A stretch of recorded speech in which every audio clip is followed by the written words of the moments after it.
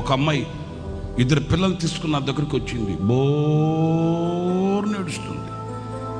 మన విశ్వాసి. ఏంటమ్మా అన్నాను. ఎక్కళ్ళు పెట్టి ఏడుస్తుంది. అన్నా, నేను మీ లైవ్లు ఫాలో అవుతుంటానన్నా. మీరు వాక్యం చెప్పేటప్పుడు అప్పుడప్పుడు జనాన్ని చూపిస్తారు కదా, ఆ జనాన్ని చూపించేటప్పుడు నాకు గుండె తరుక్కుపోతుందన్నా. జనాన్ని చూపిస్తే నీ గుండె తరుక్కుపోవడం ఏంటమ్మా?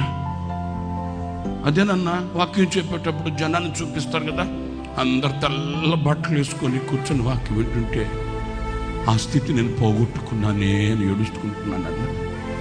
ఒకప్పట్లో మందిరంలో ముందు కూర్చొని మీ వాక్యం వినేదాన్ని అన్నా. నేను పూర్తి వివరాలు చెప్పకూడదు, చెప్పను కూడా.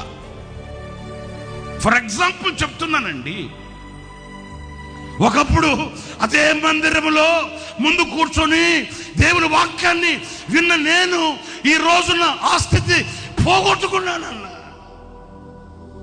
ప్రేమలో పడి,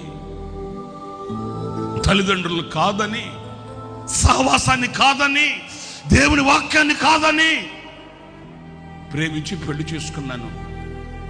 ఏ విగ్రహారాధన అయితే నేను చేయకూడదో, ఏ విగ్రహాల జోలికి నేను వెళ్ళకూడదో, అదే విగ్రహాలకి నైవేద్యం అర్పించే పరిస్థితికి ఈరోజు దిగిపోయాను.